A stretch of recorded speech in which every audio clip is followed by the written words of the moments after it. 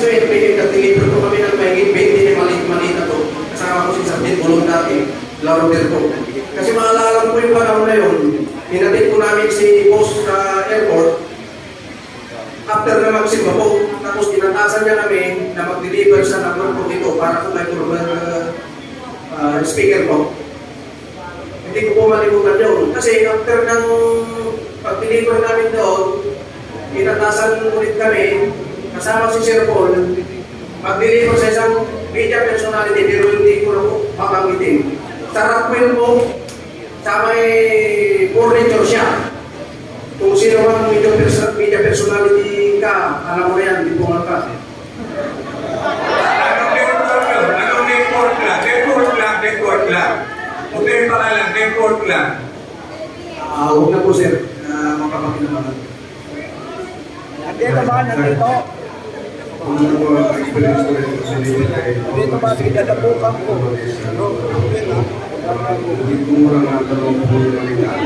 Number 42, dalawang pong malena.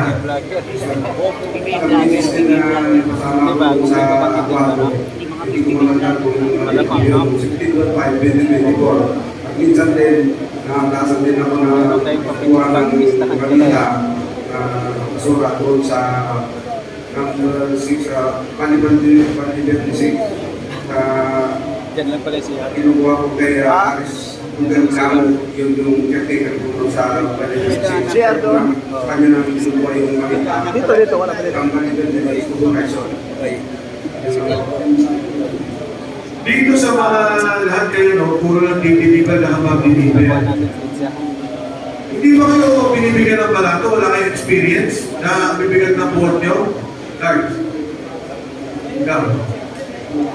Ang bibigyan ng board nyo, hindi man lang ang lalaki, di ba? Wala nga sir, hindi na namin naranasan kahit pakainin pinsan lang sir. Wala. Ito yung legend na witness sa flood control dahil sila mismo ang nagde-deliver mga ungas. Si Jan po naman yung kasama namin, sir. Doon kami nag-receive banda sa may... Yung mga nag-criticize sa ex-marine, mga kabayan, yan po yung mga trolls ng Pangam. Saan kagala? Dito sa... South? Dito, sir. Makati. Makati sir, marami. Ngayon, nakita ni ako na may kabuhayan na binigay. So, biniro niya makakahit, may pangkain na tayo ito. So, binigyan kami siya ng 1,000. Sino ka bang binigay? Makapal. Sino? Si John Paul Estrada. Si John Paul. Pero, maraming pera na ni-receive niya. Ang binigyan siya ng sobre, binigay sa amin ng 1,000. 1,000 po. Large daw. Pero makapal. Sabi sir, yung police chicken lang, yung Jollibee. Tapos, sa BGC, sir, tapos umuwi na kami. Uwi na kayo. Pero kanino kayo hindi Yung marami sir, may former speaker sir. former speaker? Halos Kasi may nagkwento sa akin sa inyo kay Manny eh. Kwento sa akin, kawa ko ng kawa. Meron sir ako sir. Ano yun? Kay dating DPWH Secretary Yusip Bunuan sir. 3,000 sir. 3,000. Yes sir. Sino nabigan? Ikaw lang? Bali, tatlo kami sir. Si Martik Sai, si Bernil Lazaga, at saka ako sir. Ilang malita deliver niyo? Walang malita sir. Tapos binigyan kami 3,000 sir pang photo voice. Yan. No mic, pwede ko na. Ayun. Yes. Magandang hapon po sa inyo. Ako po si Dani Pinay, Jonathan Morales. Napakaganda ng mga inilalakan ninyo. Talagang nakakapagkulang ng mata. At karamihan ngayon sa mga Pilipino ay nakakutong at dito sa ginagawa ninyong paglalahad.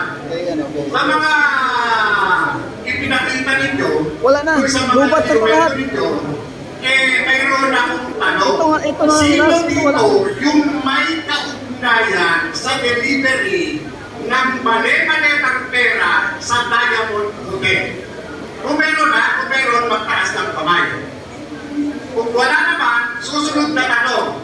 Sino rito ang may kaugnayan sa sa pagdadala ng mga maletang may lamang pera kay Bongbong Marcos. Pakitaas ang kamay. Yan. Pakitayo lang po yung nagtaas ng kamay. Pakitayo lang po. Okay. Yung nandito sa kanan, ano ang kaugnayan ko doon sa pag-deliver ng pera na nasa maleta kay Bongbong Marcos? Kami po kasi noong time na yun, May 2022. Kami po yung nagdala ng 5 maleta na large Horizon Loans. Dinala po namin sa Delta Gate, Hamal sa Pasay City. Isinamay po namin sa Lexus na itim na plate number NFX 8886.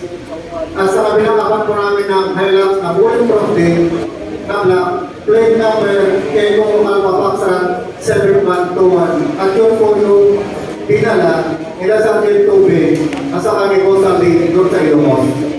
Doon sa sinasabing dinala mo ng maleta, natatandaan ko ba kung sino-sino ang kasama mo na nagdala nito?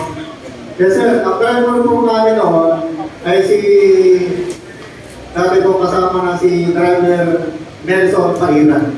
Nasa kayong baka po si Ronnie Sibelia po. Hindi ko matanggal kung sino doon nakakabulong sa baka.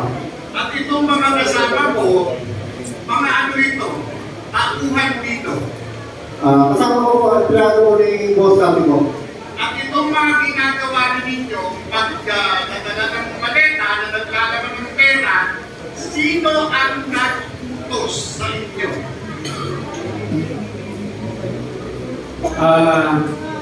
Sir, ako yung kasama ni Kong Sandy na nagdala doon sa Ilocos Norte sa Paway. Ulitin ko yung dalawa, sino ang nag-utos sa pagdadala ng maleta? Si Kong Sandy, sir. Kanino ibibigay ang maleta? Bahay po ni Big Presidente po yung napuntahan namin. Pero ang nag-receive po ng pera doon ay si Sandro. Pero after nung gabi, nag-dinner po sila ni Kong Sandy, we bibigyan ang first video. Nabanggit nyo kanina, from Horizon, dinala nyo sa hanggang, tama? Yes po, tama sir. Ilang maleta ang dala ninyo? Di ba sir? Di ba? Kung natatandaan ninyo, yung 5 maleta, ano-ano yung mga sizes dito? Isang sizes lang yun, sir. Estimated ng laman nun is 50 million pataas. 50 million? Yes, sir. Okay. Itong 50 million na ito, dinala nyo sa hanggang, iniwan nyo sa hanggang. No, sir. Nag-fly po kami ni Kong Sandy with air taxi via plane. Napak po kami sa Lawak Airport. Isa na kayo nyo sa aeroplano. Yes, sir. Ibig sabihin, merong billing ito, airway billing, tama ba? Yes, sir. Nasa inyo yung kopya ng airway billing. Ano po yan, sir, is si Martin Romualdez po. Ang ng plane namin, sir. Private plane. Pakiulit nga, saan nyo dinala? Sa Lawak, sir, nag-flight kami, sir, sa Lawak. Then dinala namin sa Paway, sir. Pagdating sa Lawag Airport, paano ba yun nag-transport? By boat? By land? By land po, sir, bali may sumundo na po sa amin doon ng mga PNP, uniform personnel, sir. Uniform personnel aside saan? Aside po ni, President Marcos. Ano ito? Mga PSPG, provincial... Na, sir, kasi nakita ko may SWAT na, sir, nag-escort sa amin. Yung mismong tumanggap, yung mismong kasama nyo na sumalubong sa inyo, ano ito? Ano yun? Kung malamig nyo ba? May SWAT, sir, at saka local PNP siguro, I think, PSPG, sir. Okay, so pagdating mula nyo sa airport, dumiretso kayo sa... Bakit dumiretso? Sa bahay ni, sir, Bongbong Marcos, sir. Sa bahay ni Bongbong Marcos. Yes, sir. Papaano nyo nalamang bahay ni Bongbong Marcos? Binanggit po na sa akin ni Kong Sandy, pupunta ko kami sa bahay nila, sir. Sinabi ng boss mo. Yes, sir. Nasi Pupunta namin po yung bahay ni President Bongbong Marcos, sir. yung boss nyo na si Sandy ko. Yes, sir. Okay, pagdating doon sa bahay, sino ang sumalubong? At Ang sino ang tumanggap nung dala ninyong maleta? Ang sumalubong sa amin, sir, si Kong Sandro. Siya po yung nag-receive. Actually, may picture kami niya, sir. Pakinulit ko nga ulit, sino itong Sandro na ito na sumalubong na tumanggap ng maleta na naglalaman ng pera? Sino itong Sandro na ito? Congressman Sandro Ramos po, anak po ni President Obama.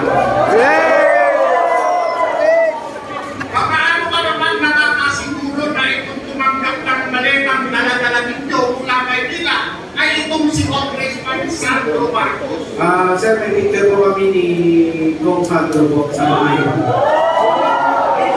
Maliban kung sa sinasabing delivery, nakiilang ulit kayong nagdala ng pera Isang beses na po kami nagdala ng pera sa bahay. sa bahay niya sa Ilocos. Yes po, sir. Maliban kung sa Ilocos, saan pa kung meron ba? Yun lang po, sir. Iba-ibang kasama po siguro yung administration. Maliban sa iyo, sino-sino pa ang nagkaroon ng pagkakataon na mautusan ni Congressman Santico na magdala ng maletang naglalaman ng pera dito kay Bongbong Marcos? Pakitaas ang kamay.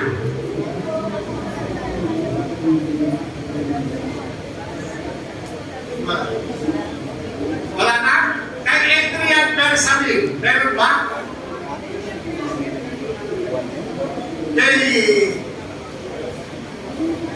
Kay Lisa Marcos, meron ba? Wala. Wala. Doon sa Executive Secretary, Meron, sir, kay Bulacan. pakiulit, kanino? Kay ano, sir, dati dito yung Bulacan. Kay Secretary Manning Punoan. Ano ang kaugnayan ni Secretary Manning Punoan dito sa sinasabi ko?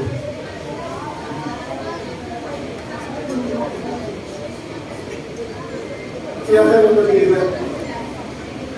Kasi siya lang po yung nag-deliver. Nakasira yung yung... Nasa siya. Sorry, no? Maliban po kay Manning Punoan, mayroon pang senador, ha? Na nagkaroon kayo ng pagkakataon na mautusan na magdala ng maleta? Mayroon ba? Nasa kamay. Sir, sa kay Senador Tito Soto, kanina siya nabanggit niya. Meron? Senador Tito Soto, andyan yung slide, no? Ate, mamaya pakinig. Kay Senator Tito Soto. Ay, kanina, ayun. Search may nung kay Senador Tito Soto, hindi ikaw yung nag-deliver ka, di ba? Tama? Ani advance party kami sir sa team namin. May advance party, may closing, may marketing. So kami yung team advance na tayo. Nagdala ka ng malita. Bali, kami yung una sa building ng secure. Kaya magdating ng convoy ni Boss Santico. Ako na kayo dun sa baba sa basement. Tapos, binaba ng grupa yung malita. Tapos sila ni Boss, bakit sa elevator, inok yung dalawang malita, tinulungan mo. Yung kasama ni Congressman Santico at that time, active police officer. Yung isko niya na si Police Major Carmelo Dichoso. Saka yung si Paul Estrada. Ito bang si Dichoso, si Major Dichoso, active pa to? Active din sa PSP. Active pa? Anong unit na ba yun? PSP na nga lang po dati sa PSP. PSP. Pero ngayon, Hindi ko na monitor. Thank you, sir. Sa minsan sir na participation ko rin na nag-deliver doon sa kay ex-Senator Sammy Trillanes. One time nag-deliver kasama ko nun si Roberto Alvarico Security, Mark Tiksay, Executive Secretary. Yan lang po sir. Saan yung delivery kay Senator Fabiana sa Win? Yung saan delivery? Yan lang sir sa may Quezon City. Saan? Sa yung... Number 86 Scout Police Street sir. Thank you. Ang gobernador po ako si Mario Isa Jr.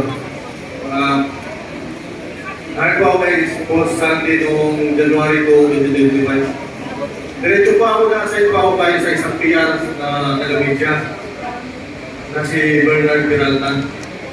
Doon ko po nakita yung mga nabibigyan po ng mga paper bag na mga anchor ng mga taga-media. Kagaya po ni Arnold Gabio.